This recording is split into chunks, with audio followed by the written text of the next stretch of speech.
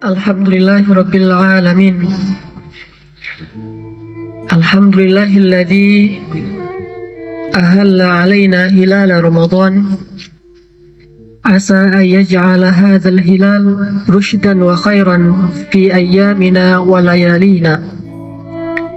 Asyhadu an la ilaha illallah wa asyhadu anna Muhammadan abdullah wa rasuluh. Allahumma salli wa sallim wa barik ala Muhammadin wa ala alihi wa sahbihi ajma'in, fa amma ba'd. Qala Allah Ta'ala fil Qur'anil Karim, a'udzu billahi minasy syaithanir rajim. Ya ayyuhan nasu u'budu rabbakumul ladzi khalaqakum الذي خلقكم والذين من قبلكم لعلكم تتقون. وقال تعالى يا أيها الذين آمنوا كتب عليكم الصيام كما كتب على الذين من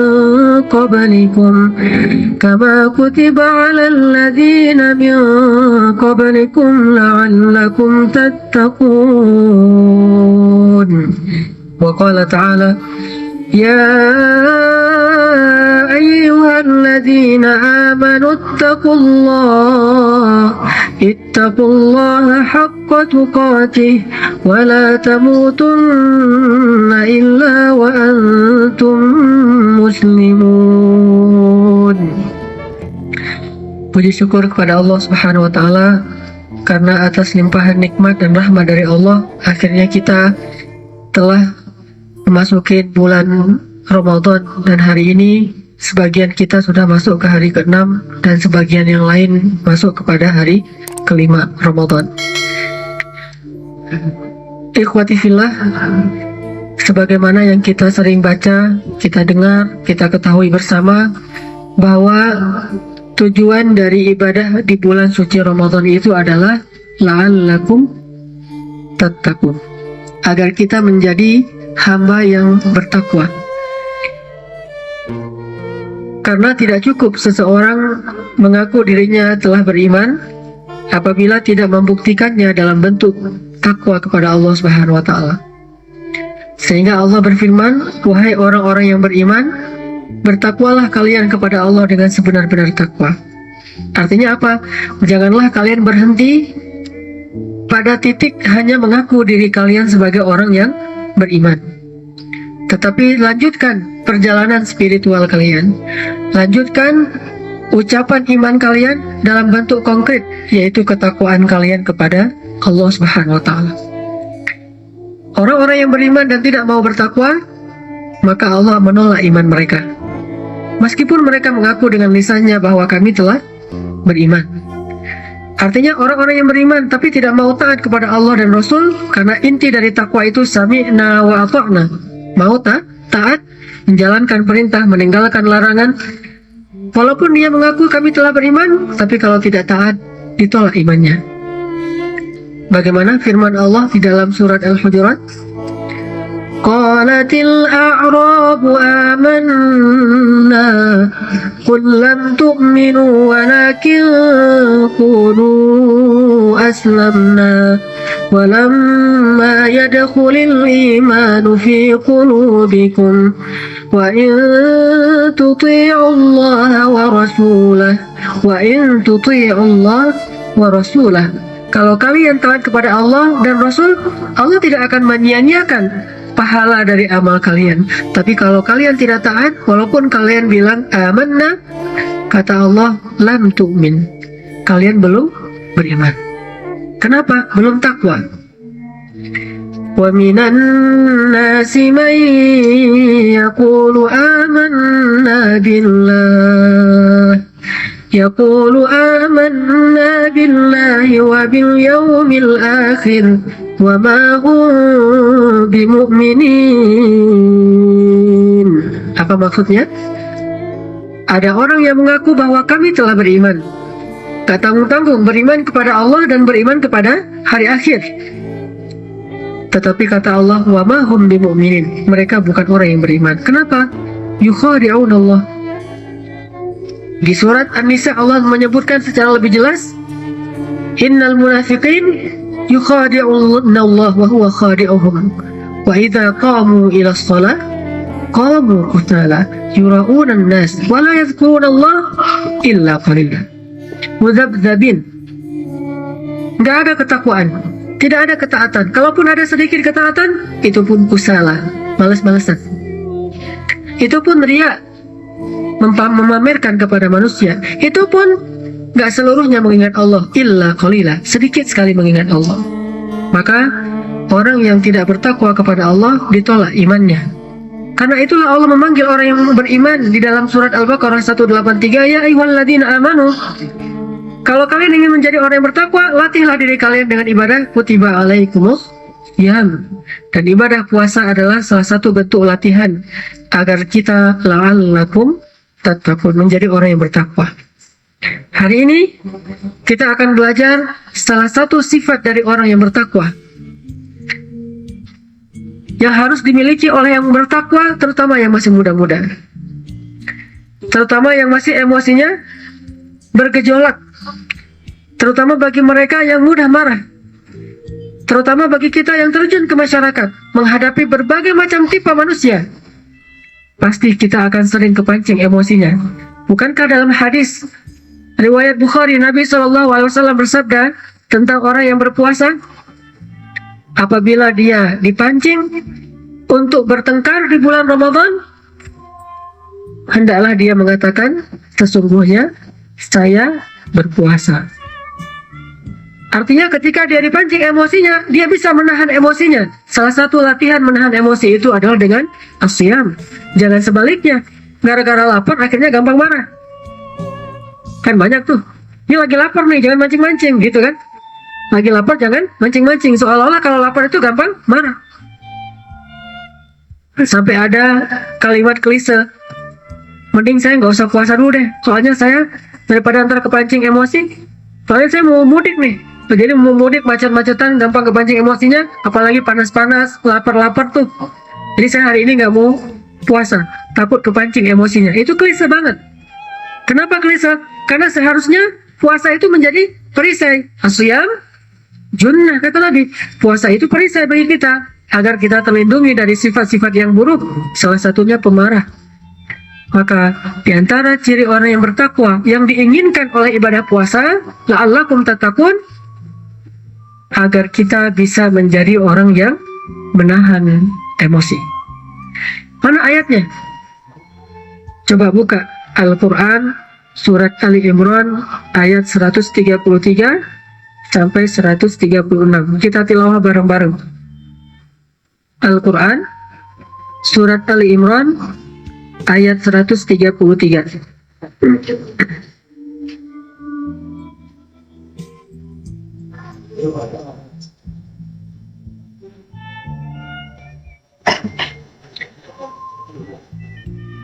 A'udzu billahi minasy syaithanir rajim.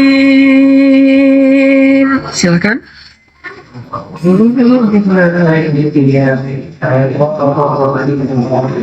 Bismillahirrahmanirrahim.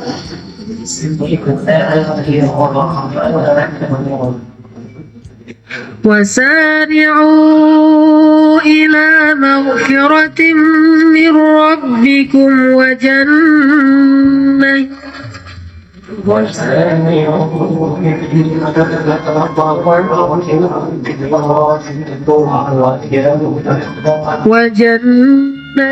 عرضها السماوات والأرض أعدت للمتقين.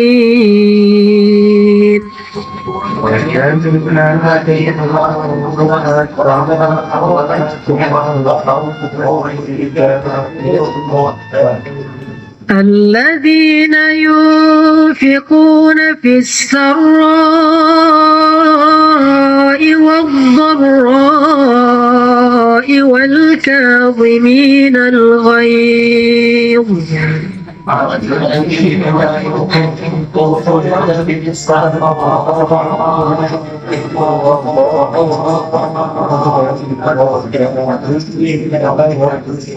والكاظمين الغيظ والعافين عن الناس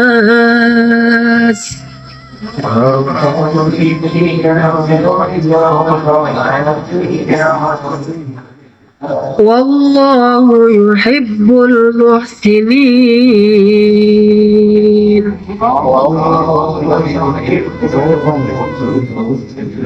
والذين إذا فعلوا فاحشة أو ظلموا أنفسهم ذكروا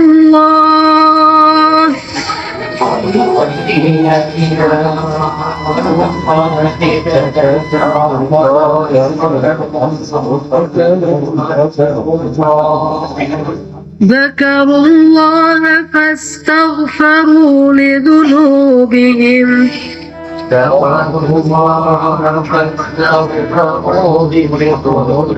ومن يغفر الذنوب إلا الله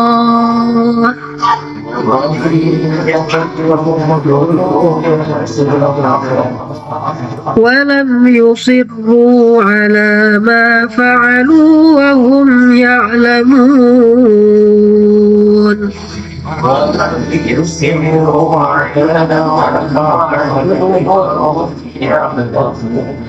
أولئك جزاؤهم مغفرة من ربهم وجنات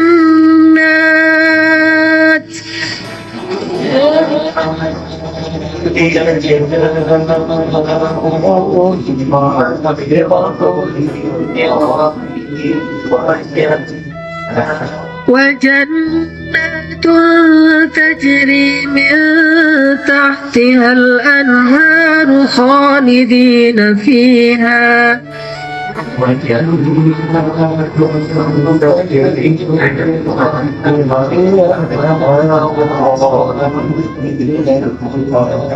ونعم أجر العاملين.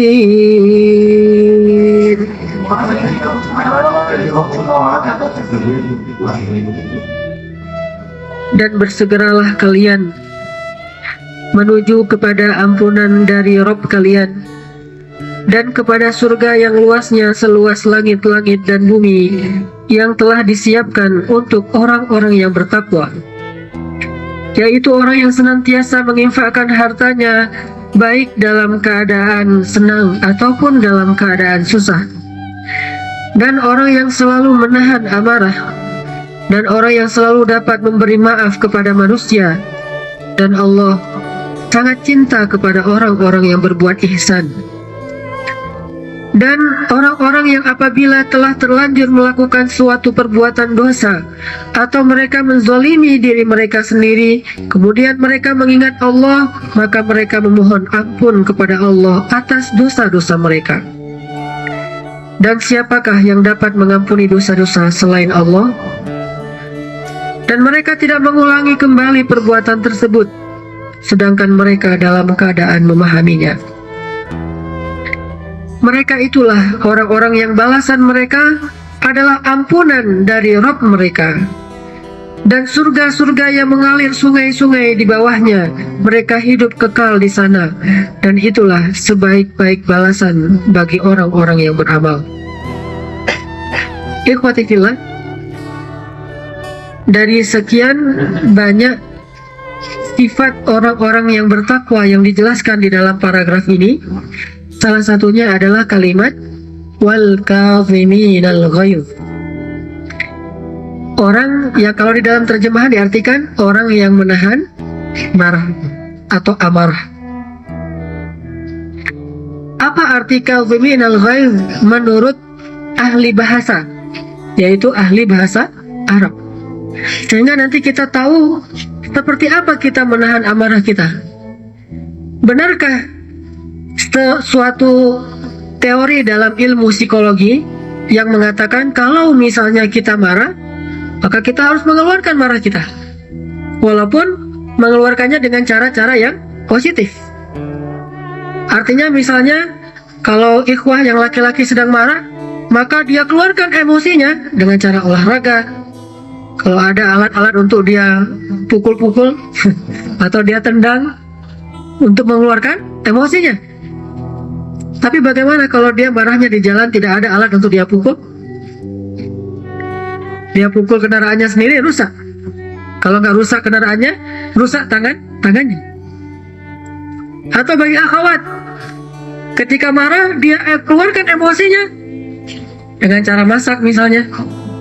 Gimana ngeluarin emosi dengan cara masak? Dia ngulek. Tapi gimana kalau ternyata harga cabai 100.000 per kilo? Kan rugi tuh. Setiap marah 100.000, setiap marah 100.000 kan? Dia ulek sambal. Soalnya kalau di blender nggak kerasa emosinya, baru kerasa kalau ngulek.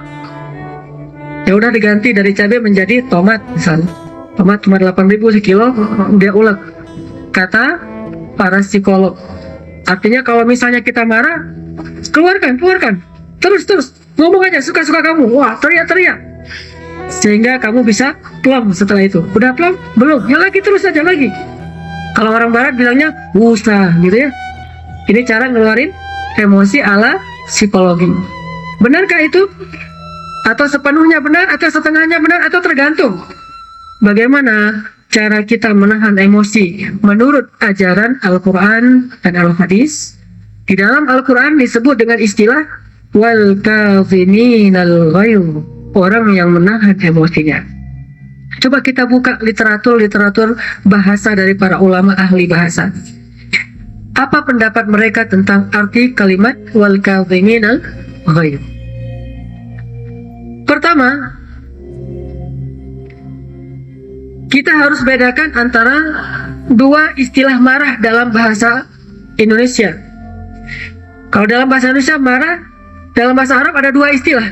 Pertama, al-ghadab, itu juga marah. Atau al-ghayb, itu juga marah. Apa bedanya al-ghadab dengan al-ghayb?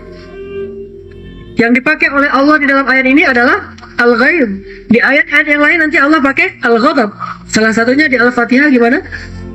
Ghairil maghdub, bukan orang yang dimarahi atau dimurkai atau dikutuk oleh Allah. Apa bedanya marah al-ghadab dengan marah al-ghayb? Kata sebagian ulama bahasa bahwa al-ghayb adalah amal batin.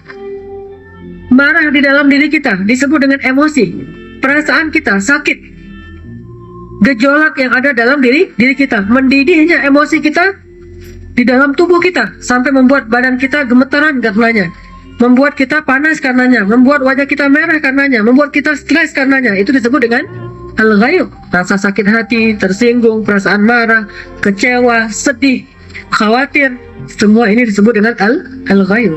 Terutama sedih yang berlebihan, al-huzn. Sedangkan al-ghadab adalah amal zahir, marah yang diekspresikan dalam bentuk zahir, perbuatan. Sehingga karena itu al-ghadab boleh dinisbatkan kepada Allah. Allah marah, tapi Allah nggak pernah sakit hati. Allah marah, tetapi Allah tidak pernah dalam keadaan khawatir. Allah marah, tapi Allah tidak pernah sedih. Dalam arti Allah tersakiti perasaannya oleh makhluk nggak? Itu al-ghayb. Maka al-ghayb tidak boleh dinisbatkan kepada Allah, karena Allah tidak pernah merasakan al-ghayb. Al-ghayb itu salah satu kekurangan, hanya bisa dinisbatkan kepada makhluk, karena makhluk punya kekurangan. Dia merasakan al-ghayb, makanya Allah suruh tahan al-ghayb. Tapi Allah al-ghadab, Allah memiliki. Allah marah, ya. Tapi kalau Allah sedih, Allah sakit hati, Allah ngambek, nggak ada itu. Atau Allah bosan? Mungkin Tuhan mulai bosan. Allah nggak bosan. Kita yang bosan. Allah mah nggak pernah bosan. Bahkan hambanya, kata Nabi apa dalam hadis Qudsi, ada hambanya yang berbuat dosa di siang hari, Allah beri maaf di malam hari. Berbuat dosa di malam hari, Allah beri maaf di siang hari. Terus sampai apa? Matahari terbit di barat. Pernahkah Allah bosan? Enggak. Kita husnuzan saja, mungkin maksud dari EBGAD itu hanya sekedar syair saja. Tapi yang pastinya nggak ada Allah bosan. Karena itu termasuk masuk dalam kategori al-ghayl. Kalau marah, ya Allah marah kepada siapa? Orang-orang yang musyrikin wal musyrikat, adh-dhannina billahi dhanna as-saw, alaihim dairatus saw wa ghadiballahu alaihim. Allah marah kepada mereka, ghadiba alaihim. Siapa orang yang Allah marahi itu di dalam surat apa? Al-Fath. Orang munafik, liyu'azzibal munafiqina wal munafiqat wal musyrikina wal musyrikati adh-dhannina billahi dhanna as-saw alaihim dairatus saw wa ghadiballahu alaihim wa la'anahum. Allah marah, Allah melaknat mereka. Ghadab. Kenapa? Karena mereka kufur kepada Allah, munafik di hadapan Allah, syirik kepada Allah dengan sesuatu yang tidak pantas, sehingga Allah timpakan kepada mereka kemarahan Allah, yaitu siksaan Allah. Maka beda antara marah dengan al-ghayl. Kita dalam dakwah misalnya nih, ada orang dakwah, ketika dakwahnya dibantah, lalu dia tersinggung. Ini al-ghayl atau al-ghadab? Dia berdakwah, ngasih tahu ke temannya, nggak boleh seorang muslimah itu kelihatan aurat, harus ditutup auratnya, karena ini termasuk nggak boleh diperlihatkan kepada yang bukan mahram. Dan itu ada di Al-Quran, surat An-Nur, surat Al-Ahzab. Kayak kamu udah pasti udah masuk surga aja, kata dia misalnya. Lalu kita tersinggung, itu kira-kira al-ghayl atau al-ghadab? Al-ghayl. Disitulah kata Allah, wal kazimin al-ghayl. Lalu ada orang di depan umum, dia pacaran, dia pelukan, dia ciuman, atau dia melakukan dosa-dosa fahsya. Fahsya itu dosa-dosa yang menghinakan, atau korupsi, atau maling, atau copet, segala macam. Lalu kita menangkap dia, atau kita nasihati dia dengan bahasa yang lebih keras, dengan suara yang lebih tinggi. Itu disebut al-ghayl atau al-ghadab? Itu ghadab. Di situ tidak al-kazimin al-ghadab, nggak boleh menahan emosi di situ. Tapi jangan sampai kita menasihati orang yang berbuat dosa dengan ghayl. Kita menasihati orang yang berbuat dosa harus dengan ghadab, bukan dengan ghayl. Mumpung nih, ya orang emang udah saya incar-incar dari dulu tuh. Mana kesalahan dia? Pas dia punya kesalahan, di blow up, dibesar-besarin, di hiperbola bahasanya, terus di bulan-bulanan terus saja tunjuk-tunjuk. Ini marahnya pakai al-ghayl, bukan pakai al-ghadab. Kalau pakai al-ghadab dia nasihati, atau kalaupun suaranya lebih keras, tetap kata-katanya itu tidak ada kutukan, tidak ada ejekan, tidak ada perolok-olokan. Tetap yang disampaikan itu nasihat, itu namanya ghadab. Pernahkah Nabi ghadab? Beberapa kali Nabi ghadab. Tapi pernahkah Nabi ghayl? Nabi nggak pernah ghayl. Beliau berusaha untuk tidak pernah ghayl. Tapi kalau ghadab, ya. Contoh Nabi ghadab gimana? Di dalam kitab Riyadhus Shalihin dijelaskan hadis tentang bahayanya ghibah. Suatu saat Nabi pulang dari rumah Sofia. Sofia itu siapa? Istri Nabi dari keturunan Bani Israel, Yahudi. Pulang dari perang Khaybar, Nabi menikah dengan Sofia. Sampai di Madinah, Aisyah cemburu banget sama Sofia. Sehingga suatu saat, karena saking cemburunya Aisyah kepada Sofia, Aisyah menyebut Sofia itu dengan istilah kata wa kata. Kan Sofia itu begini-begini. Maksudnya apa? Sofia itu pendek. Dipakai isyarat dengan tangan Aisyah bahwa Sofia itu pendek. Maka pada saat itulah Nabi SAW ghadab. Bukan ghayl. Kalau ghayl, ini istri saya nih, kamu hina istri saya, bukan. Tetapi yang beliau ghadabkan adalah Aisyah terjebak kepada dosa lisan, yaitu ghibah. Bukan soal ini istri beliau, soal cemburu, soal perasaan Nabi, apa segala macam, bukan. Tapi soal ini dosa ghibah. Sehingga kata Nabi, ya Aisyah, seandainya ucapanmu itu dimasukkan ke dalam lautan, maka seluruh air laut itu akan berbau bangkai. Maksudnya apa? Benarlah firman Allah di dalam surat Al-Hujurat bahwa menggibah itu seperti makan bangkai saudaranya. Jadi ghibah itu lebih bau dari bangkai dan lebih busuk. Sampai kalau ghibah ini masuk ke dalam lautan, seluruh air lautan itu akan berbau bangkai. Nabi marah, tapi dengan nasihat. Tidak disebut dasar loh, misalnya dengan kata-kata yang nggak pantas. Kalimat dasar itu kan awal dari ketidakpantasan tuh. Kalau udah ada dasarnya, dasar udah mulai kata-kata yang nggak pantas. Nah, ini menunjukkan bahwa Nabi menggunakan ghadab, tidak menggunakan ghair. Dalam adegan yang lain, Nabi sedang duduk bersama dua orang sahabat. Sahabat yang pertama namanya Umar, sahabat yang kedua tidak disebutkan namanya. Cuma saya curiga yang kedua ini adalah Abu Bakar. Karena biasanya duduk itu bertiga itu, Umar dan Abu Bakar. Cuma di dalam hadis itu nggak disebutkan yang ketiganya. Datang seorang laki-laki yang miskin, meminta bantuan kepada Nabi. Karena Nabi nggak punya apa-apa, akhirnya Nabi mengatakan, pergilah ke si fulan, orang kaya maksudnya, pergilah ke si fulan, minta kepada dia, bilang, nanti saya yang akan bayar. Jadi Nabi berhutang demi membantu orang ini. Lalu Umar, setelah orang ini pergi, Umar memberi pendapat, ya Rasulullah, kalau bahasa kita mah jangan gitu-gitu amat kali gitu ya. Ini mah bahasa kita.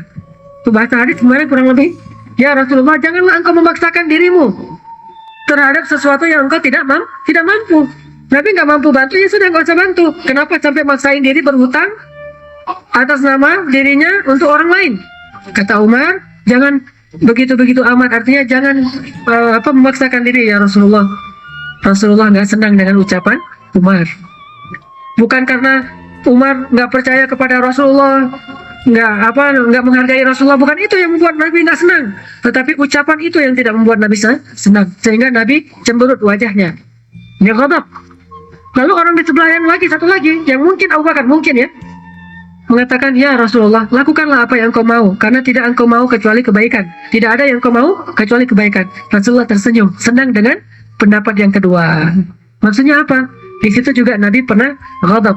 Dalam beberapa urusan Nabi pernah ghadab, pernah marah, tetapi marahnya Nabi selalu dalam bentuk karena Allah Subhanahu wa taala dan sifatnya baik, cara marahnya baik, dan modelnya adalah ghadab, bukan ghail, bukan sakit hati, bukan memendam perasaan dalam hatinya yang kemudian nanti suatu saat akan meledak, bukan. Benar-benar karena Allah Subhanahu wa taala. Itulah sebabnya para ulama membedakan al-ghail dengan al-ghadab. Dan kata Allah, wal kadhimin al-ghail, bukan wal kadhimin al-ghadab. Al-ghadab pada tempatnya tidak boleh ditahan. Memang seharusnya disampaikan, ditegaskan, tetapi tetap dengan cara-cara yang baik. Ini bedanya al-ghail dengan al-ghadab. Jadi kira-kira apa al-ghail? Perasaan tersinggung, sakit hati, marah, dendam, sedih, kecewa yang berkecamuk dalam hati kita, itu disebut dengan al-ghail. Lantas, apa arti menahan al-ghail, menahan amarah ini? Kata ulama, menahan al-ghail artinya sakata alaih. Dia menahan al-ghail itu kalau dia marah, dia menahan lisannya agar ketika dia marah, ketika dia tersinggung, dia tidak mengeluarkan atau menumpahkan marahnya dalam bentuk ucapan-ucapan yang tidak baik. Itu berarti kadhimin al-ghail. Diam ketika marah, itu kadhimin al-ghail. Siapa sahabat Nabi yang diam kalau dimarahi atau ketika marah? Dijuluki dengan panggilan Abu Turab, Ali bin Abi Thalib. Panggilannya Abu Turab. Apa arti Abu Turab? Bapak tanah. Karena Ali kalau dia marah sama Fatimah, tersinggung atau kecewa, dia akan keluar dari rumah secara diam. Dia ambil tanah, dia taruh di atas kepalanya, lalu dia pergi. Kalau Nabi melihat Ali sedang taruh kepala, di atas kepalanya ada tanah, oh ini lagi marah sama Fatimah. Tidak ngeluarin kata-kata, wah kamu Fatimah nggak berbakti pada suami atau apa, enggak. Takut mengecewakan Fatimah lagi nanti, makin buruk suasananya. Sehingga ekspresinya, dia taruh tanah. Saya juga nggak ngerti sampai sekarang, kenapa taruh tanah. Wallahu alam, pasti Ali punya alasan yang kuat. Karena Ali bukan orang biasa, dia ilmuwan, dia ulama di antara para sahabat. Pasti punya alasan yang kuat, sehingga dia pakai gaya, style marahnya itu, taruh tanah di atas kepala, lalu dia keluar. Ngapain dia keluar? Menghindar agar tidak marah kepada Fatimah. Atau sesekali dia keluar sambil mendendangkan lagu nasyid. Aisha illa Aishal akhirah. Tidak ada kehidupan yang lebih pantas daripada kehidupan di akhirat. Beginilah dunia. Beginilah dunia. Entar di akhirat baru la khaufun alaihim wa la hum yahzanun. Tidak lagi sedih. Di dunia emang gini. La Aisha illa Aishal akhirah. Sambil taruh tanah di atas kepala. Nabi kalau udah ngeliat Ali, wah Ali nih. Makanya Nabi manggil Ali dengan panggilan Abu Turab, Bapak Tanah. Ini menunjukkan bahwa dia menahan marahnya dengan diam, tidak dengan mengeluarkan semua ucapan turun. Kalau udah gini, pasti dari ratusan kosakata yang dia keluarkan, minimal setengahnya adalah dosa, setengahnya adalah dosa. Kalau Abu Bakar, kalau dia lagi marah, dia taruh batu di dalam lidahnya. Unik-unik juga sahabatnya. Ada yang naruh tanah, ada yang naruh batu. Kalau dia lagi marah atau dia takut omongannya salah, dia ambil batu, dia taruh di bawah lidahnya. Jadi dia kayak kayak ngemut permen, tapi bukan permen, rasanya pahit, batu. Karena dulu mungkin nggak ada permen, atau mungkin seharusnya kurma aja kan bisa taruh kurma di sini. Enggak, batu dia taruh. Dia taruh batu, akhirnya nggak bisa ngomong. Menahan amarah, menahan lisan dari mengucapkan kalimat-kalimat yang tidak baik. Karena Nabi SAW bersabda, yang paling banyak memasukkan orang ke dalam neraka itu adalah lisannya dan kemaluannya, hawa nafsunya. Dan yang paling banyak memasukkan orang ke surga adalah ketakwaannya kepada Allah dan kemuliaan akhlaknya kepada sesama manusia. Ternyata ketakwaan, yaitu menahan amarah, paling banyak memasukkan orang ke dalam surga. Sakat, dia diam. Walam yuzhirhu, dan dia tidak menampakkan marahnya. Ini arti kazimin al-ghaid, tidak menampakkan marahnya. Sebisa mungkin orang nggak tahu kalau dia marah apa enggak. Walaupun ada kondisinya juga, kadang-kadang kondisinya parah banget, memang orang tahu kita marah. Tetapi setidaknya marahnya kita masih ketahan, tidak sampai dia tumpahkan dalam bentuk ucapan ataupun perbuatan yang tercela. Ini arti kazimin al-ghaid yang pertama menurut ahli bahasa. Yang kedua, arti kazimin al-ghaid seperti para ulama bilang kazamatis saqa. Artinya apa? Kalau para ulama menyebut, istilah orang-orang Arab menyebut kazamatis saqa, kaziminnya sungai. Kaziminnya sungai itu artinya sungainya udah penuh air. Itu kaziminnya sungai. Ini istilah yang biasa dipakai keseharian. Kalau misalnya sungai itu penuh air, disebut kazamatis saqa. Air sungai itu penuh. Atau ina. Kalau misalnya kita nahan air di ember, kalau airnya udah penuh di atas ember itu tapi nggak meluap ya, penuh saja, lalu ditutup embernya, maka itu disebut dengan kazamatis saqa. Artinya airnya sudah penuh. Apa hubungannya dengan kazimin al-ghaid? Ketika emosi itu memenuhi diri kita, ketika emosi itu memenuhi pikiran kita sehingga kita jadi gelap. Kan banyak orang yang gelap gara-gara emosi. Ketika emosi itu memenuhi hati kita sehingga kita jadi sesak. Itu juga banyak orang yang sesak gara-gara emosi. Ketika emosi itu memenuhi seluruh pembuluh darah kita sehingga banyak orang yang stres akhirnya stroke gara-gara emosi. S2 tuh, stres akhirnya stroke gara-gara emosi. Emosi apa? Sedih, khawatir, kecewa, pikiran terus menerus. Ini namanya ghaiz. Maka dari arti yang kedua ini dapat kita pahami, kazimin al-ghaiz itu adalah ketika emosi yang begitu panas, begitu penuh dalam diri kita, dia bisa menahan diri. Ini orang yang kazimin al-ghaiz. Yang ketiga, al-kazamah kata ulama, atau kazimin al-ghaid kata ulama, ma yasuddu bihi majral ma. Sesuatu yang dipakai untuk menahan aliran air. Itu artinya kazimin. Kazamah. Misalnya keran nih. Ketika keran itu ingin kita tutup, maka apa yang kita lakukan? Kita putar dia kan? Itu berarti sedang menahan aliran air, disebut dengan kazamatil ma.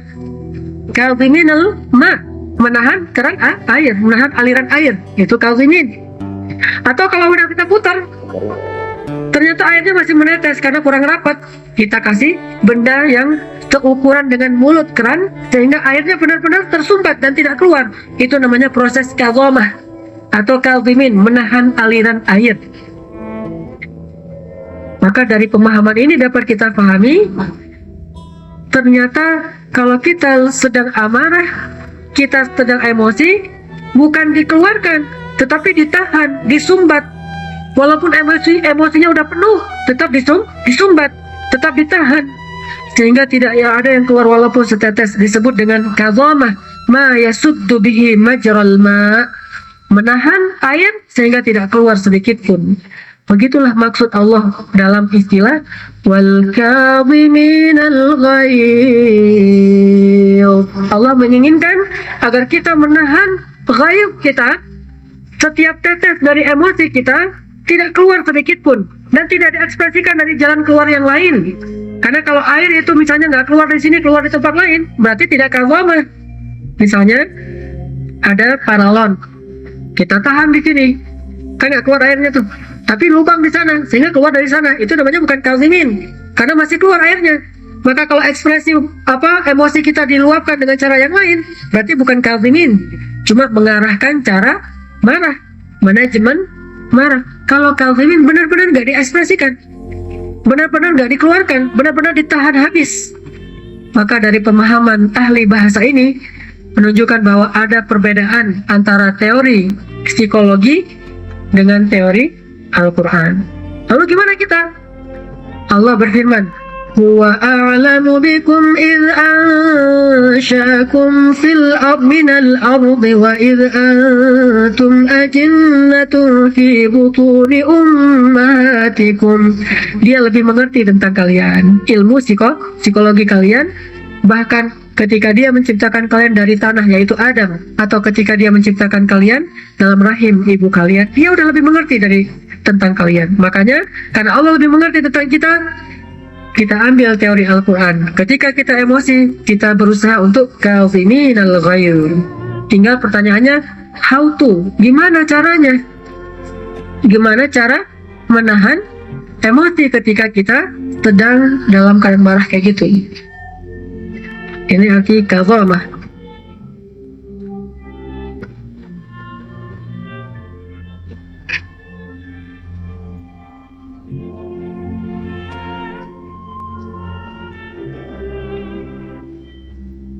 Bagaimana cara kita menahan emosi?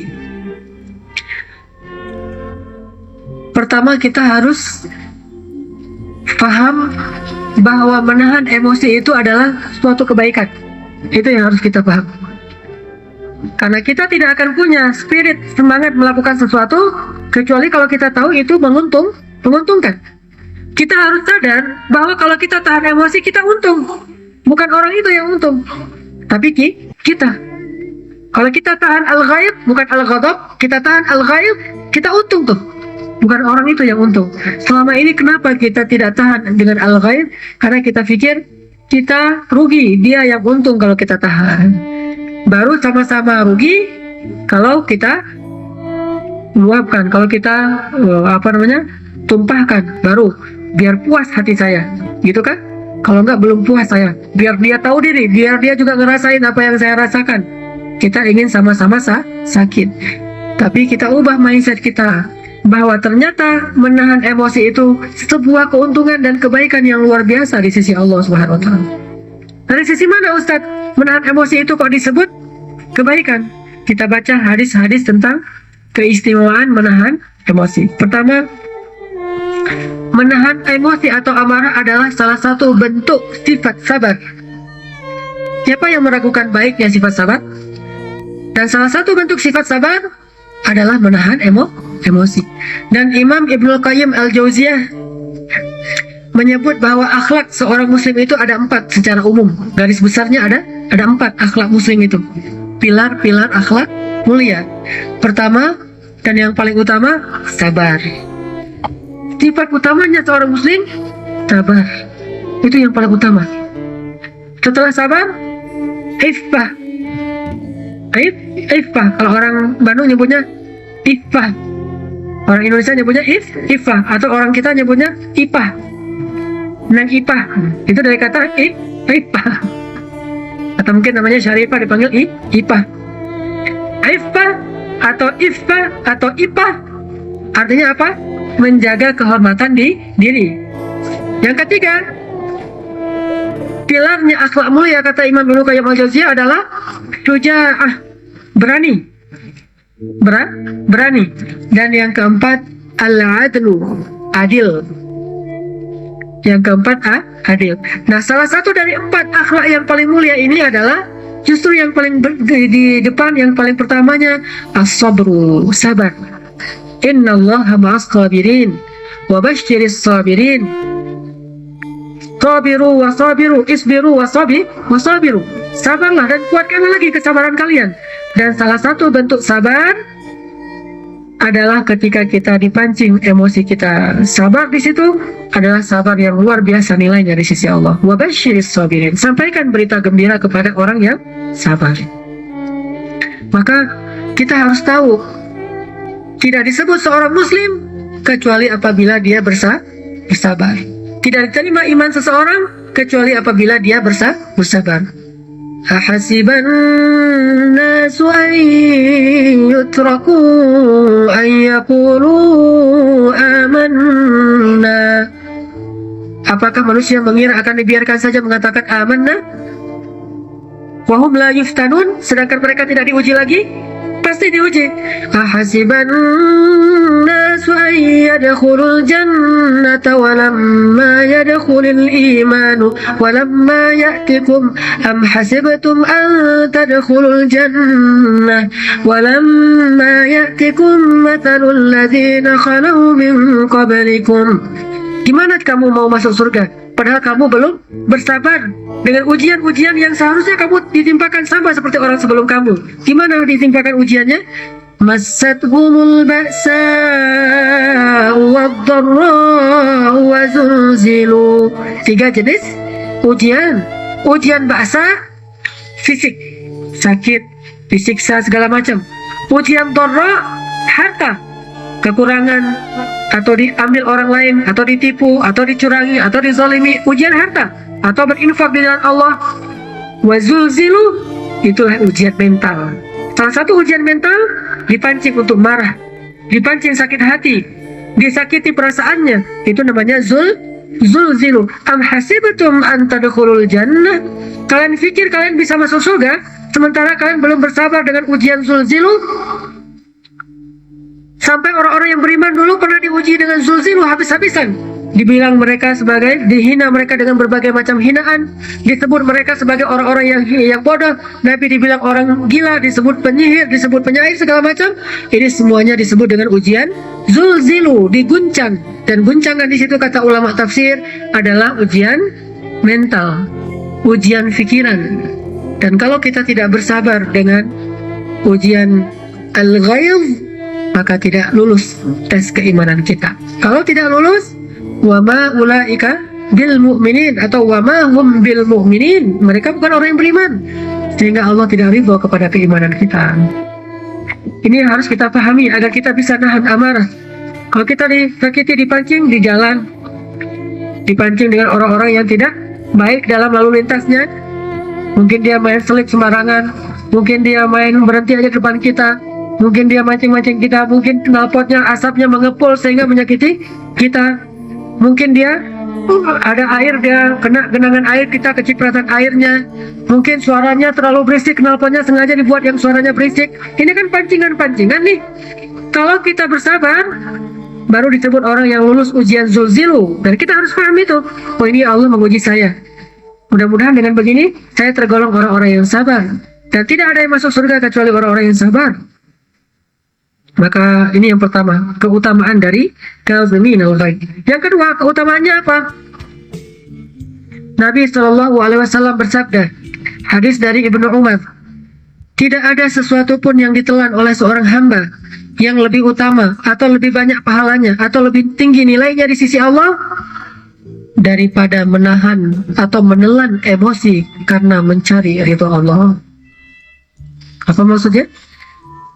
Tidak ada sesuatu yang kita telan, yang kita kita tahan dalam diri kita, yang kita kembalikan ke dalam diri kita, nggak kita keluarkan, yang lebih utama di sisi Allah daripada menelan perasaan emosi.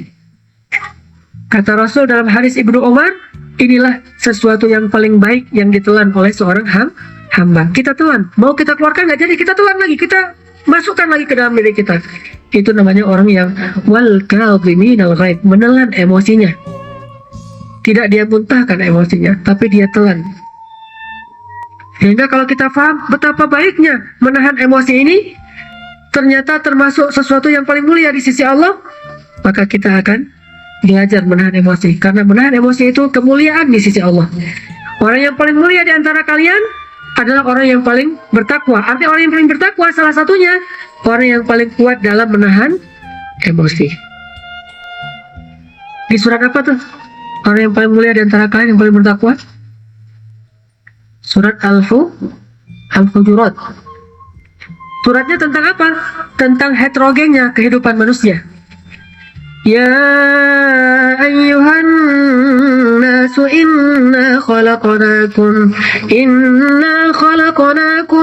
min dzakarin wa unsa wa ja'alnakum syu'uban wa qabaila lita'arafu.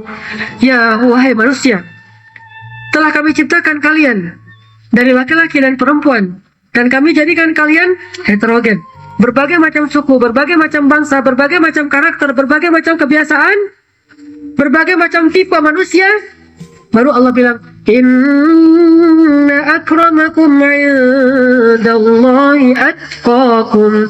Yang paling mulia di antara kalian yang paling bertakwa. Artinya yang paling bertakwa apa menurut pembicaraan kita hari ini? Yang paling kuat menahan emosinya. Kenapa dia tahan emosi? Karena dia hidup dengan berbagai macam tipe manusia. Kita berhadapan dengan syu'uban wa qabail katsirah, dengan berbagai macam golongan, kelompok, ormas, dan segala macam mazhab, tipe manusia, segala macam. Maka yang paling kuat menahan emosi ketika dia bergesekan dengan orang lain, dia yang paling mulia di sisi Allah SWT. Makanya kata Nabi, tidak ada yang lebih mulia sesuatu yang ditelan oleh seorang hamba daripada menelan emosinya.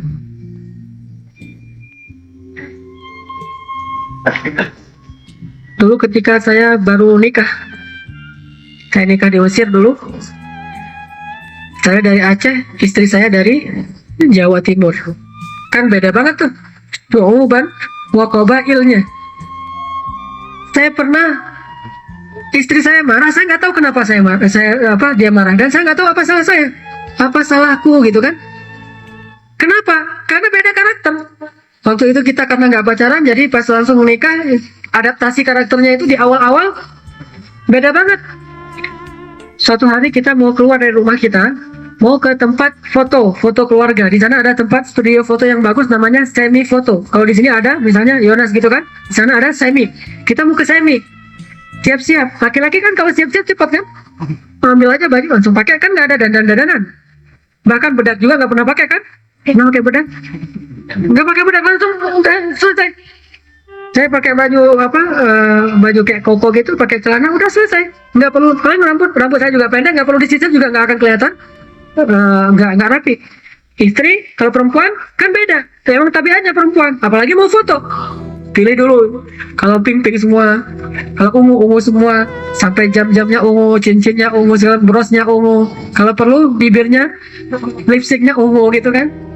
Tapi nggak gitu-gitu amat. Maksudnya ini lagi dandan. Agak lama dandannya. Saya bilang, ayo bah dalam bahasa Aceh, bahasa mengajak. Ayo dong kalau bahasa Betawi mah. Ayo dong gitu kan. Dong itu dalam bahasa Acehnya bah. Dalam bahasa Aceh, dong itu adalah bah. Ayo bah, maksudnya ayo dong. Istri saya memahami bah itu kayak moh gitu. Moh apa moh? Bahasa Jawa pokoknya kasar gitu. Bah itu dalam pemahaman dia kasar. Ayo bah. Dia tersinggung dengan kalimat ayo bah. Akhirnya dia nggak mau ngomong, langsung pergi. Saya tinggalkan, kunci pintu rumah dulu. Dia pergi langsung. Kebetulan pas depan rumah kita itu ada tram itu kayak kereta yang di tengah kota gitu, yang kayak angkot tapi kereta kan. Dia langsung naik gerbong yang depan, saya di belakang kejar. Jadi kayak film gitu kan. Ngejar di belakang, dia udah naik ke dalam gerbong. Saya kejar, akhirnya saya dapatnya gerbong yang belakangnya. Saya ngintip dari jendela, dia udah turun atau belum. Dia udah turun. Dulu kan kita nggak pakai HP, cuma saya aja yang pakai HP, dia nggak pakai HP. Akhirnya saya ngintip dari gerbong, udah turun belum. Kalau belum turun saya tungguin. Pas dia turun saya buru-buru turun karena dia langsung tutupin pintu. Saya langsung turun. Akhirnya kita jalan diam-diaman sampai ke semi. Di semi di foto sampai sekarang masih kita simpan. Nih foto pas lagi ngambek, foto keluarga lagi ngambek. Saya juga nggak enak soalnya. Gara-gara apa? Salah dia bukan, salah saya bukan. Yang salah siapa? Faham yang salah. Salah Pak? Paham. Kenapa? Syu'uban wa qabaila lita'arafu. Supaya kalian saling kenal. Supaya kalian tahu, oh ternyata setelah ta'aruf, oh versi orang Aceh itu dong versi orang Betawi. Oh nggak kasar. Itulah kata Allah, kalian itu berbagai macam karakter. Saya juga gitu, ketika dia ngucapin sesuatu yang saya nggak ngerti, saya pikir itu nggak pantas banget untuk suami. Gaya ngomongnya misalnya, gaya gaulnya orang Jawa dengan gaya gaulnya orang Aceh beda. Misalnya di Aceh itu perempuan harus bisa masak, wajib bisa masak. Salah satu seleksi menantu di Aceh itu kalau datang ke mertua itu disuruh masak. Coba kamu bisa masak apa gitu tuh. Kalau nggak bisa masak nggak lulus seleksi, cari lain yang bisa masak. Namanya perempuan itu hanya tuh jadi tukang masak. Bahkan kalau di TV chef itu banyak laki-laki, tapi kalau di Aceh tradisinya perempuan harus bisa masak. Minimal masaknya 3 macam dan harus enak. Bukan cuma bisa ngedadar telur, enggak, harus enak. Gimana telur biar nggak angus, tebal tapi dalamnya matang. Sibuk banget nih dengan urusan makanan karena orang Aceh senang makan. Nah pas istri saya beberapa kali nggak masak karena kita sama-sama mahasiswa nih, dia lagi S2, saya lagi S2, akhirnya sibuk dengan belajar sendiri-sendiri. Saya tanya, di dapur nggak ada apa-apa nih? Nggak ada, kan saya masih bawa budaya Aceh nih, istri harus masak. Kok nggak masak? Beli aja kata dia. Tersinggung saya, karena di Aceh apabila seorang perempuan mengatakan beli, itu nggak terhormat, itu nggak bagus tuh, nggak mulia lah dalam urusan ini kan budaya ya. Akhirnya saya tersinggung, ternyata itu nggak benar. Yang benarnya ya ngapain mempersulit diri sendiri kan?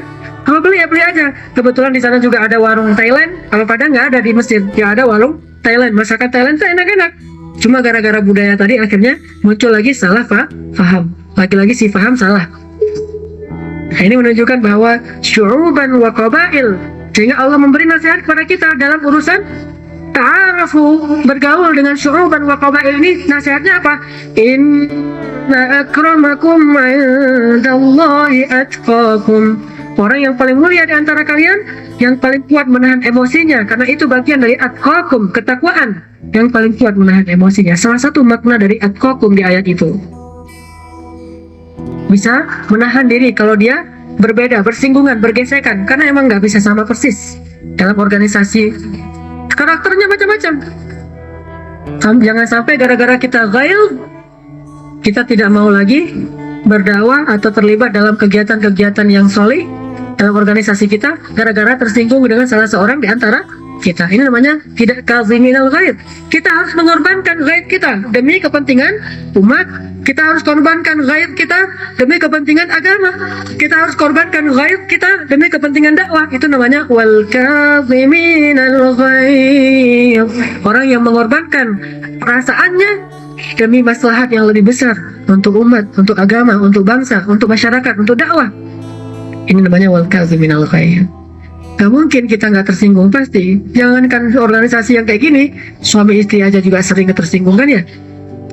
Terutama nih saya nasihatin kepada teman-teman yang akhwat, mewakili ikhwan. Banyak laki-laki itu kalau ngomong itu nggak sadar kalau dia nyakitin perasaan perempuan. Jadi jangan terlalu serius. Artinya apa? Dia nggak serius mau menyakiti perasaan perempuan. Nggak serius. Memang wataknya gitu tuh.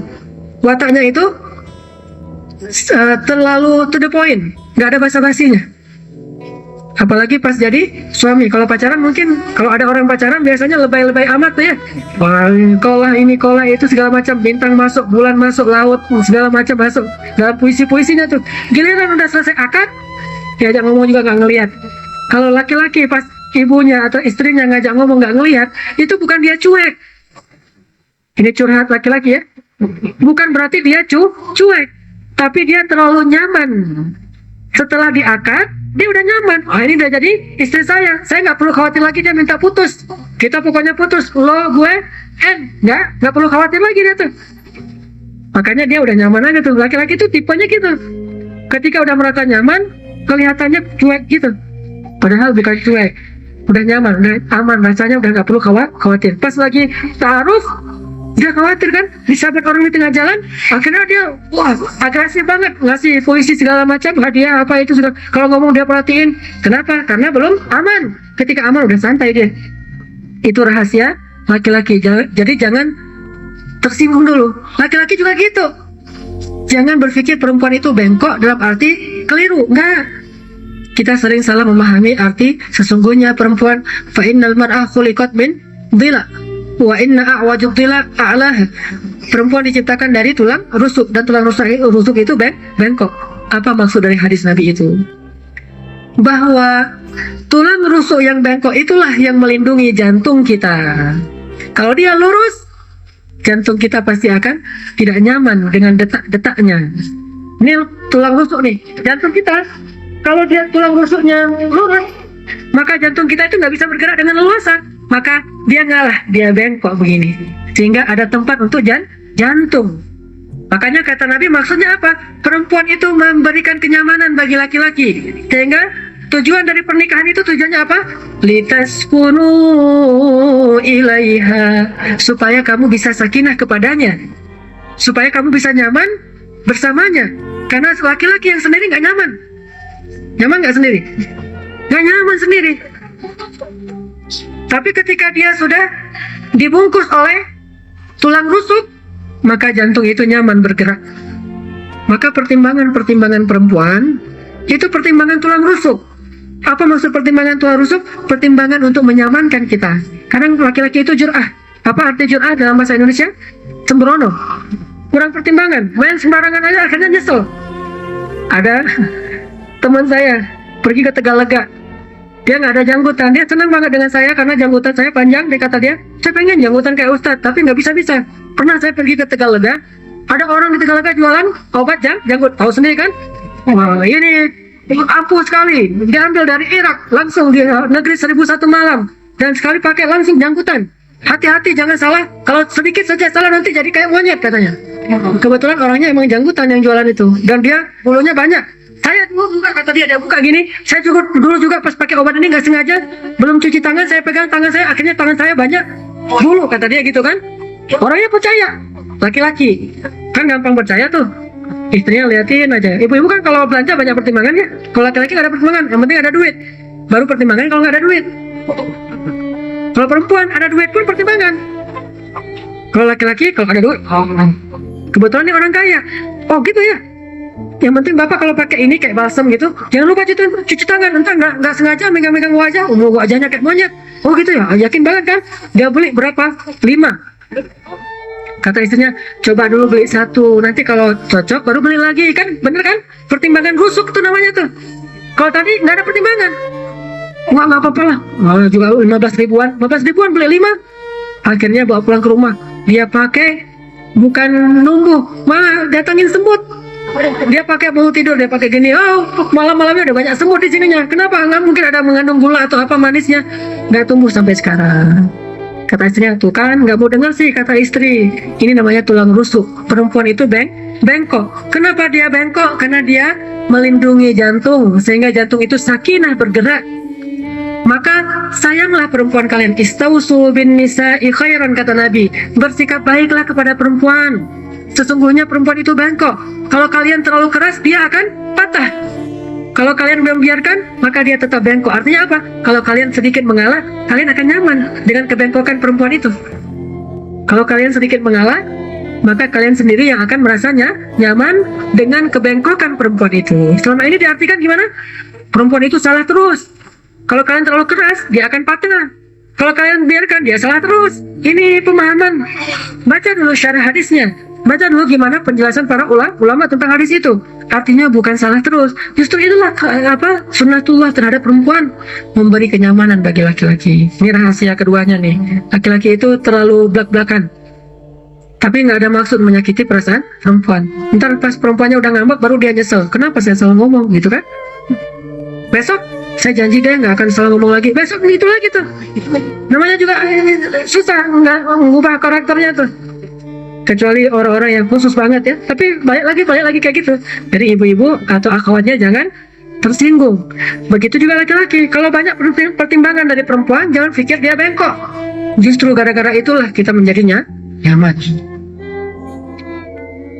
Beli juga di Tegalega terus nih ceritanya. Beli lagi di Tegalega antena. Antenanya gimana? Kecil. Tidak usah pasang sampai 100 meter. Tidak usah apa segala macam. Tidak usah ribet-ribet. Ini buatan anak dalam negeri. Belum sudah lulus uji, cuma belum diizinkan oleh pemerintah. Saya sudah jual kepada bapak-bapak, harganya murah. Jadi bapak-bapak pakai ini, langsung dapat parabola. Parabola kecil, harganya 10.000. Parabola 1,5 juta. Beli sama dia 3, karena TV-nya di rumah ada 3. Kata istrinya 1 dulu, enggak 3. Ternyata pas dipasang, wow, banyak lalatnya, banyak nyamuknya, nggak ada apa-apa. Ini gara-gara apa? Tidak menggunakan tulang rusuk, langsung bergerak sendiri. Tidak ada pelindungnya, sehingga dia gampang terluka, gampang rugi, gampang rusak. Gara-gara tidak ada bungkus pelindungnya, kemasannya itu adalah tulang rusuknya yang bengkok. Dan tulang rusuk yang ini adalah yang paling atas. Ini menunjukkan bahwa semuanya punya karakter. Tinggal lagi gimana kita wal kadhimina baik. Kita berdakwah, jangan berharap berdakwah itu semudah beribadah. Enak mana beribadah dengan dakwah? Enak ibadah. Orang yang ahli ibadah dimuliakan, dipuji. Oh hebat ya, dia ahli tahajud. Hebat ya, ahli puasa Senin Kamis atau puasa Daud. Hebat ya, ahli tilawah, hafal Al-Quran, ngajinya bagus. Kan dipuji kan? Tapi kalau dakwah bukan dipuji, malah dihujat. Orang yang berdakwah difitnah, dihujat, digembosi, dijelek-jelekin, ditinggalkan. Yang di belakangnya komentar berbagai macam komentar idealis. Yang di depan menentangnya.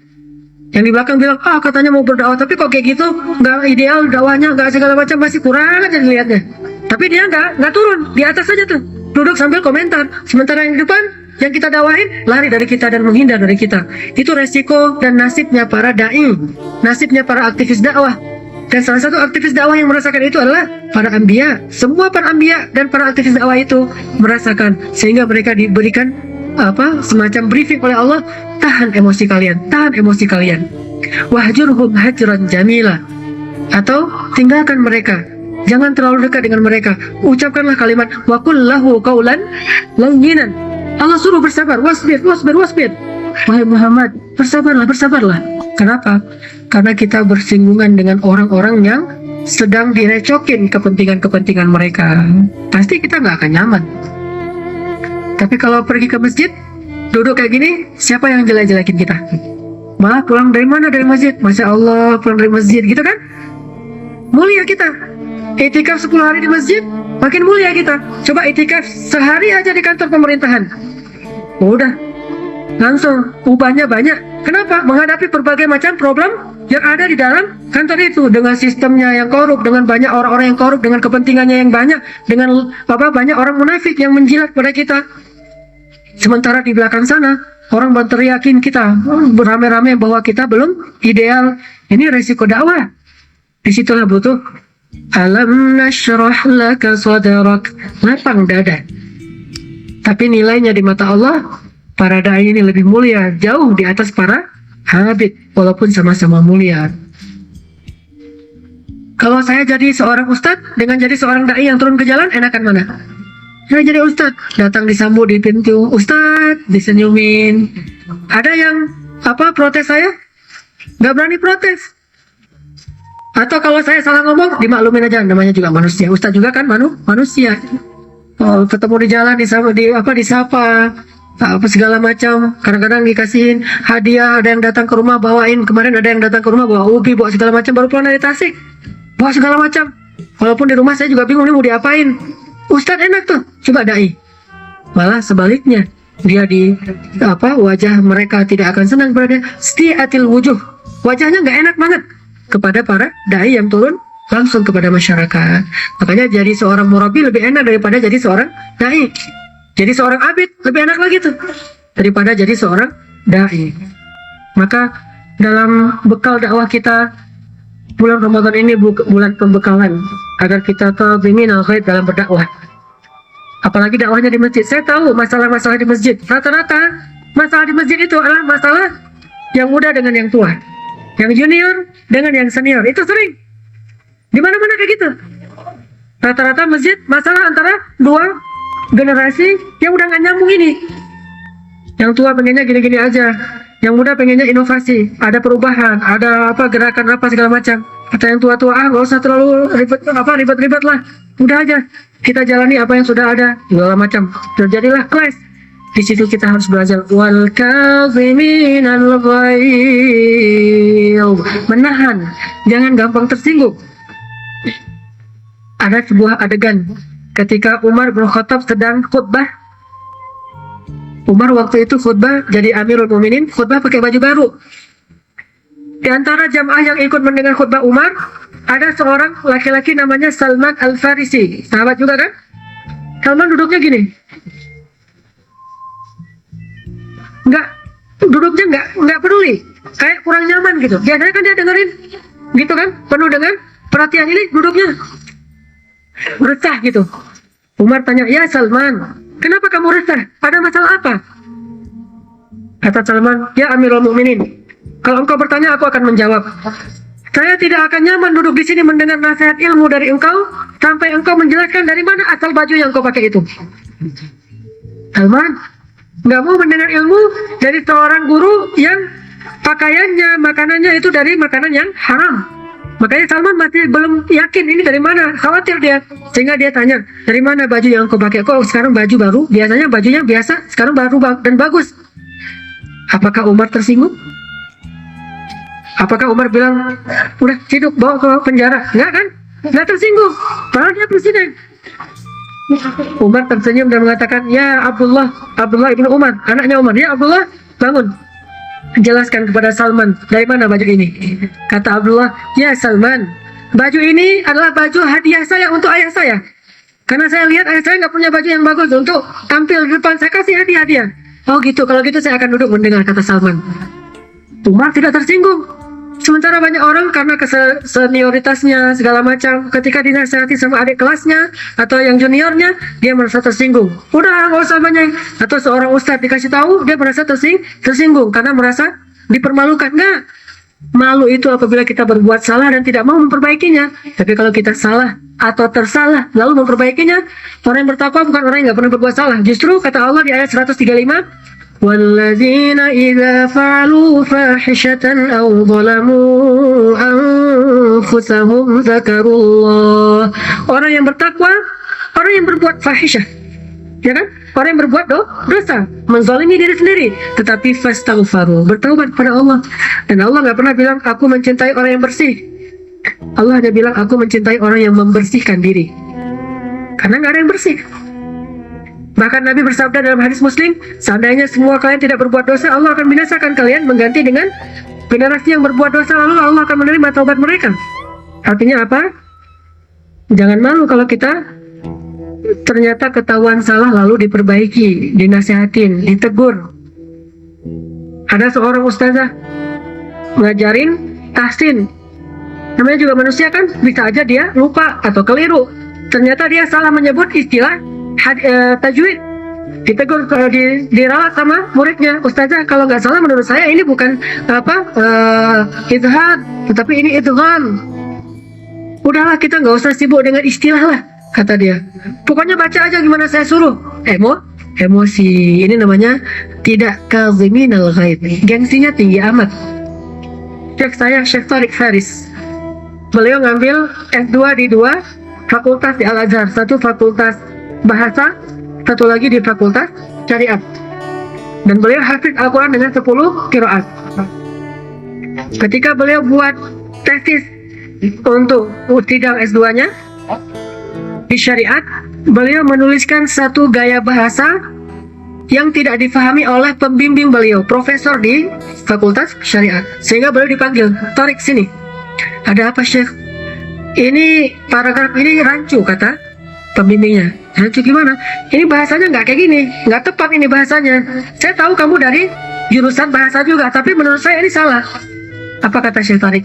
Kalau begitu, bagaimana pendapat Syekh? Firman Allah SWT di surat Fulan, ayat Fulan, dibacakan ayatnya yang bahasanya sama dengan bahasa ini. Baru nah. Dan pastinya ulama Al-Azhar semuanya hafiz, nggak ada yang nggak hafiz. Mungkin dia nggak ngeh aja ke ayat itu, baru profesor ini ngeh. Apa kata profesor? Kalau begitu, kamu yang benar, saya yang salah. Ini namanya kazimin al-ghaib. Dia korbankan emosi dan egonya demi sesuatu yang lebih benar. Jangan terlalu kekeh memegang pendapat walaupun itu sudah terbukti salah. Maka ini yang disebut dengan kazimin al-ghaib, menahan perasaan emosinya, ego dan segala macam demi kebenaran. Orang yang seperti ini, orang yang mendapatkan kemuliaan di sisi Allah, malah lebih mulia. Gak usah khawatir. Hadis yang lain, ini bukan hadis, kata-kata Aisyah.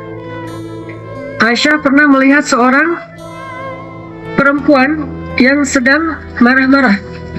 Apa kata Aisyah? Lillahi darut taqwa. Kalau kamu menahan marahmu, maka ketakwaanmu itu akan dibalas oleh pahala. Dibalas pahala oleh Allah SWT. Artinya apa? Menahan amarah menurut Aisyah radhiyallahu anha adalah termasuk ciri orang yang bertakwa. Menahan amarah termasuk ciri orang yang bertakwa. Kita lihat adegan ketika Umar bin Khattab pernah salah dalam memutuskan suatu hal. Udah pernah saya putar? Kalaupun udah pernah, diulang lagi aja ya. Umar memfatwakan bahwa nggak boleh seorang laki-laki meminta mahar tinggi-tinggi amat.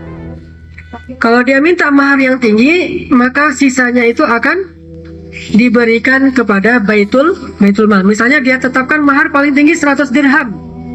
Kalau dia minta 150 dirham, maka 50 dirham itu akan diserahkan kepada Baitul Mal. Diumumkan sama Umar.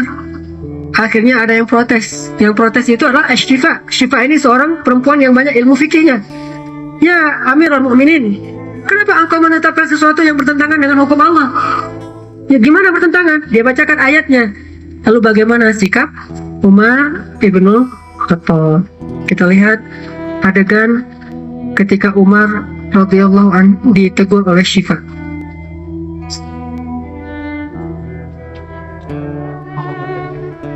Ada orang yang datang kepada Umar mengeluhkan tingginya mahar perempuan.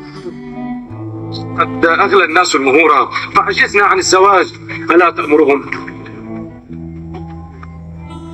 أيها الناس قد شكى إلي بعضكم زيادة المهور حتى أصاب الشباب منها عنتا وضاقت بهم سبل الزواج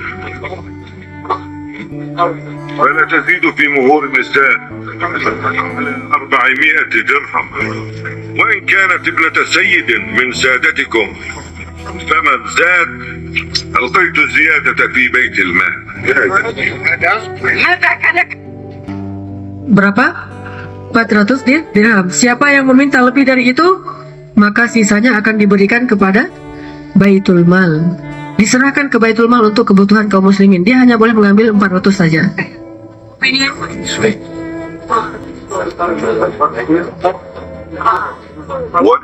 لأن الله تعالى يقول وإن أردتم استبدال زوج مكان زوج وآتيتم إحداهن قنطارا فلا تأخذوا منه شيئا أتأخذونه بهتانا وإثما مبينا فكيف تتوعد أن تأخذ الزيادة عن الحد الذي فرضته فتلقيه على بيت المال؟ امرأة أصابت ورجل أخطأ. Ini namanya wal kaziminal ghaiz.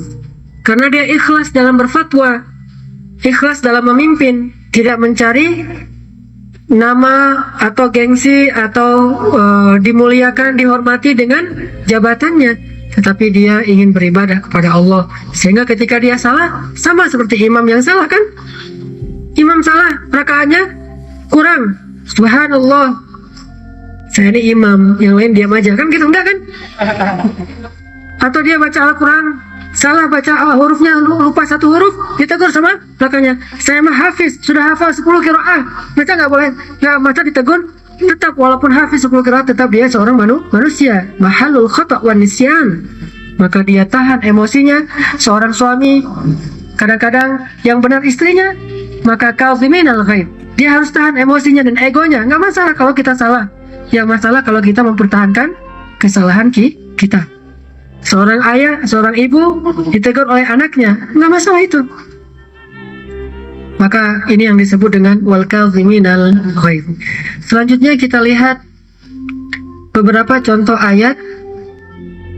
Satu lagi hadis tentang keutamaan kaziminal ghaib. Apa kata Nabi dalam hadis riwayat Ibnu Jarir dari Abi Hurairah? Siapa yang menahan emosinya padahal ia mampu untuk marah, maka Allah akan penuhi hatinya dengan apa? Rasa nyaman dan iman. Hatinya penuh rasa nyaman dan iman. Ini membantah keraguan seseorang yang mengatakan kalau emosi disimpan nanti dia tidak nyaman, nanti dia kena penyakit, perasaannya jadi menjadi penyakit bagi dia. Enggak. Kata Nabi, siapa yang menahan emosinya ketika dia mampu, maka Allah akan mala Allah Ta'ala qalbahu amnan wa imanan. Allah akan memenuhi hatinya dengan rasa nyaman dan iman. Tapi syaratnya dia harus menahan emosi itu karena Allah Subhanahu wa Ta'ala. Dia harus yakin bahwa dengan menahan emosi, Allah tidak akan menyia-nyiakan kesabarannya. Allah akan berikan balasan kesabaran itu dengan balasan yang jauh lebih baik di sisi Allah, yang digambarkan di awal paragraf surat Al-Baqarah Ali Imran 133, jannah arduhas samawati wal ardh, atau 136, jannatin tajri min tahtihal anhar, atau maghfiratan min indi rabbihim, ampunan dosa di sisi Allah. Ketika kita menahan emosi, Allah mengampuni dosa-dosa kita. Kita tahan amarah, Allah mengampuni dosa kita. Makanya pas dipancing di jalan, kita lagi kendaraan kita dipancing, Astaghfirullahaladzim. Atau kita ucapkan apa kalimat yang bisa menahan emosi?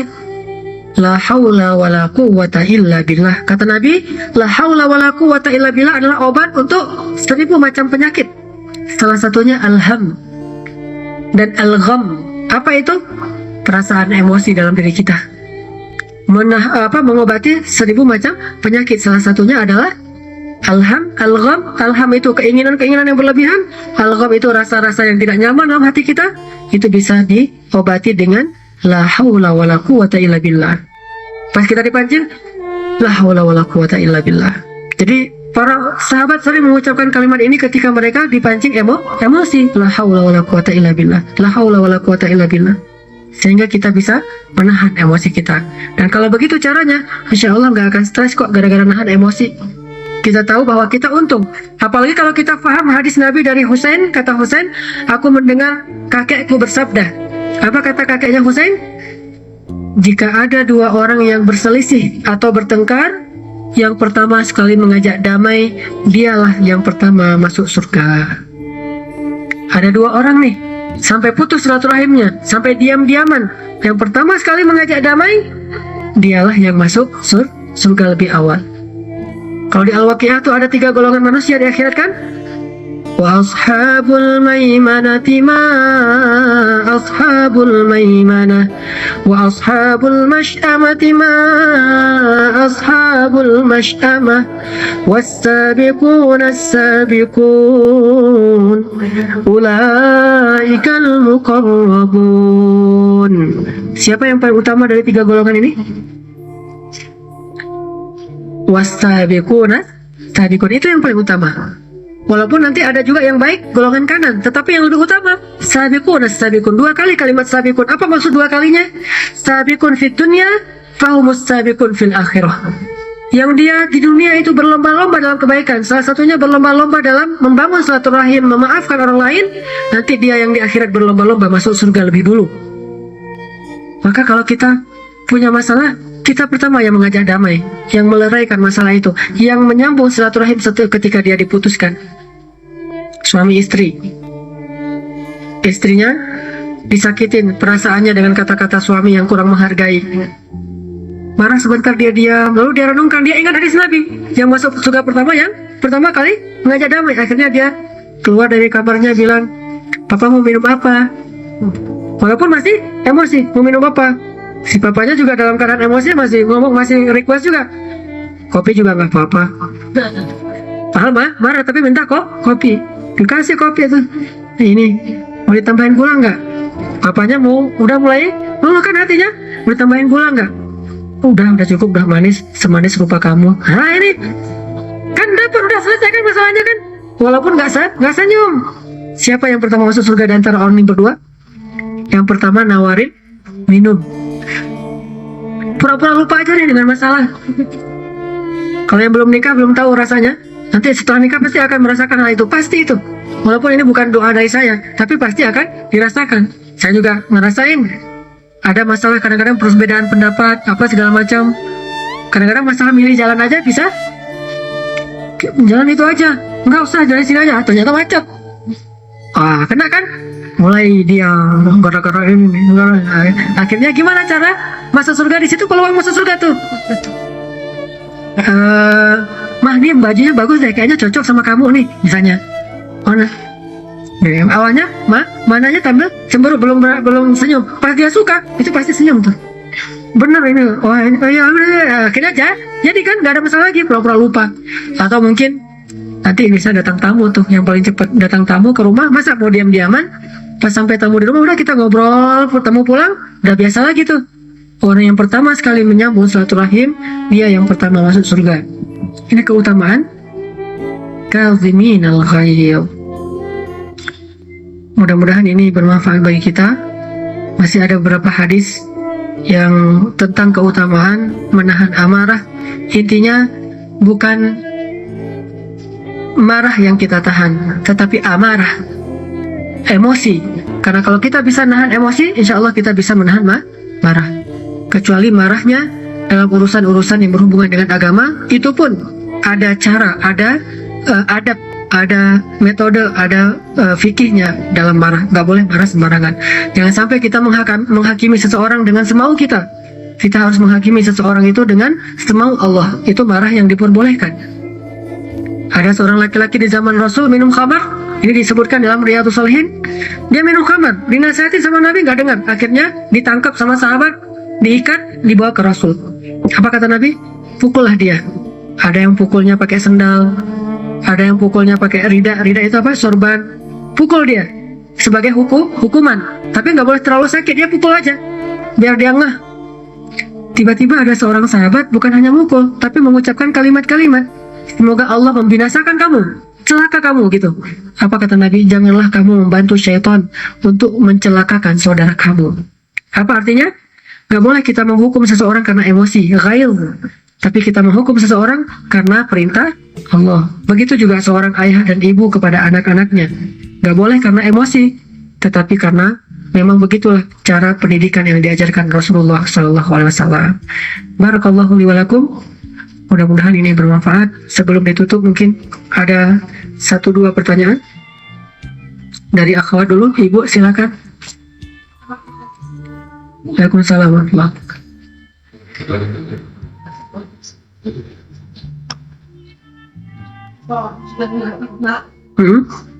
Mungkin ada bentuk sesuatu tapi secara emosi aku agak yang lebih baik bukan terhadapnya karena seperti yang kedua dari semasa ini tentang jual beli di telepon itu kan ini banyak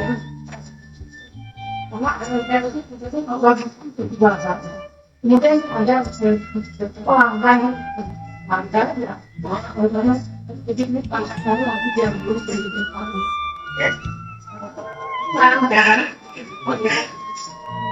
kamu ya belakangan terdapat yang ada ini sangat tembok maksudnya ya sebelum dan bilang nah itu banyak juga dan yang membuat ini dari orang lalu kemudian kalau dalam dia juga bahwa jual yang ini pelanggan itu tidak sesuatu jadi emang kita di sini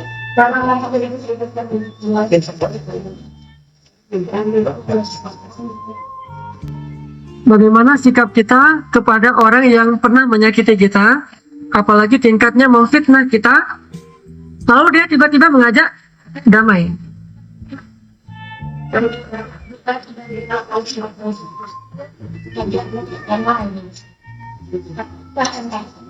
Oh, seolah-olah fitnah itu benar gitu.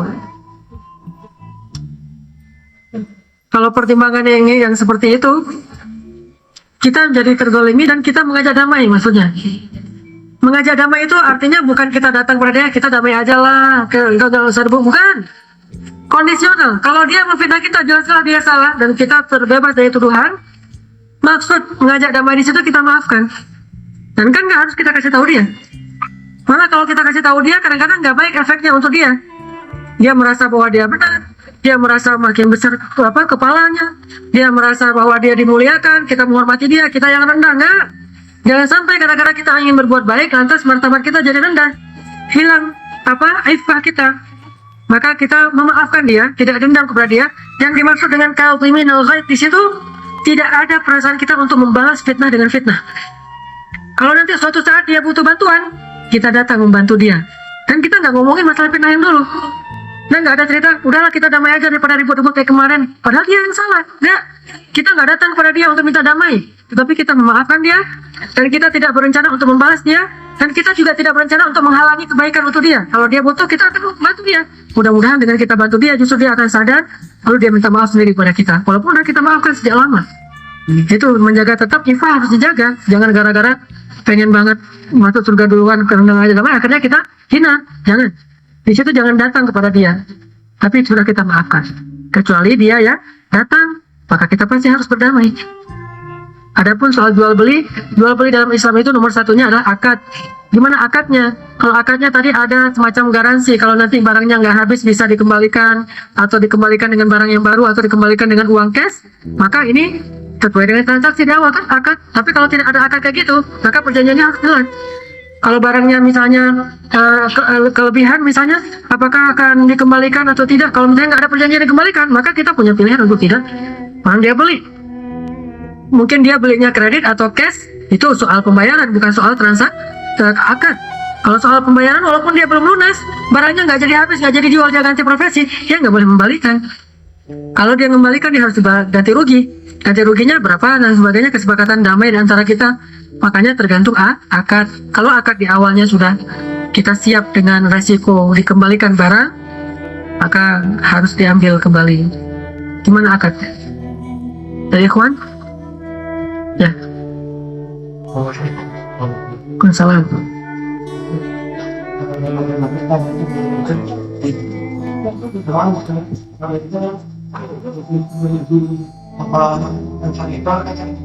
Apa? Keras.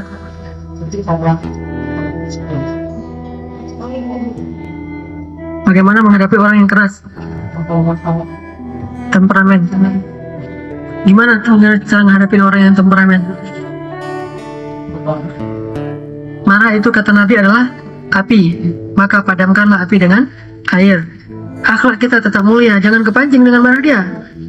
Akhlak kita tetap mulia, tapi jangan sampai menghinakan diri kita. Yang salah itu orang Indonesia sering memahami menjadi orang yang berakhlak mulia itu hina. Oh, kasih pipi ditampar pipi kanan, kasih pipi kiri, tampar sebelah lagi nih, biar saya pahalanya banyak. Nggak, itu hina. Diambil hartanya, nggak apa-apa lah, ikhlas, segala macam. Akhirnya dia kelaparan. Nggak. Beda antara hukum dengan perasaan hati kita. Hukum terus berjalan kan. Kayak tadi tuh orang yang minum khamar dipukul kan sama sahabat, tetapi tidak boleh dengan kebencian memukulnya. Ada yang mukul gini, ada yang mukul, emang kan nggak boleh kan? Itu dengan kebencian. Perang juga kemarin dengan kebencian. Kalau perang dengan kebencian, ta'atadu wala ta'atadu innallaha la yuhibbul mu'tadin. Tapi kalau perang karena kita diperangi, kalau kita emang begitu kejadiannya, maka ini beda. Maka menghadapi orang yang keras tadi, otullin, orang yang perangainya kasar, dengan cara akhlak yang mulia. Wa innaka la'ala khuluqin azim. Baru setelahnya Allah bicara tentang perangai yang kasar di surat Al-Qalam, menunjukkan air yang kita pakai, yaitu akhlak mulia, pasti bisa memadamkan dia. Kekasar-kasar apapun orang, kalau berhadapan dengan senyum, insya Allah lumayan lah. Saya pernah menghadapi preman dengan senyum, karena nggak bisa menghadapi dengan fisik. Premannya badannya besar, tatonya penuh, dia marah-marah terus. Gimana ngadapinya? Senyumin aja. Setelah senyum, ya terus gimana nih? Udah, akhirnya dia melunak pelan-pelan. Sekarang start. Nah, kalau saya lewat udah, nah negur. Dulunya nggak mau. Apa katanya Ustadz segala macam, marah-marah. Senyumin aja. Orang di jalan, kan di jalan rata-rata perangai orang keras ya. Entah kenapa gitu, saya heran juga. Di jalan itu perangainya keras. Wajahnya wajah sial tuh, wajahnya serem-serem tuh. Sengaja kadang-kadang pakai kacamata hitam biar makin serem. Kadang-kadang di kendaraannya dikasih plat seolah punya polisi biar semakin serem kan. Kadang-kadang biar semakin serem dengan wajahnya makin serem kan. Coba pas ada kelas di jalan, kita nggak sengaja nyenggol dia atau apa, pokoknya ada aja masalah di jalan, kita senyumin. Atau mungkin kita pas nyelip dia berpapasan dengan kita, jalannya agak sempit dikit gara-gara kita senyumin, nggak jadi marah pasti itu. Banyak yang kayak gitu. Saya pengalaman nyelip, dia mau marah, saya senyumin, nggak jadi marah. Saya ambil jalan dia nggak jadi mundur, saya ambil duluan, saya senyumin. Nah, udah gitu aja, senyum, air bisa memadamkan api. Coba kalau kita cuek, wah didatengin sama dia, atau dia berhenti, atau dia kejar lagi, atau mungkin bisa ribut. Senyum, maka walaupun senyumnya jangan berlebihan juga. Jangan sampai gara-gara senyum kita celaka kan. Senyumin senyum yang ada maknanya, senyum yang ada pesannya, yaitu pesan maaf saya nggak sengaja, udahlah jangan ribut-ribut amat, nggak usah terlalu nyolot atau apa. Senyum dengan bahasa yang baik. Mudah-mudahan bermanfaat. Barakallahu li wa lakum. Subhanakallahumma wa bihamdika asyhadu an la ilaha illa anta astaghfiruka wa atubu ilaik. Assalamualaikum warahmatullahi wabarakatuh.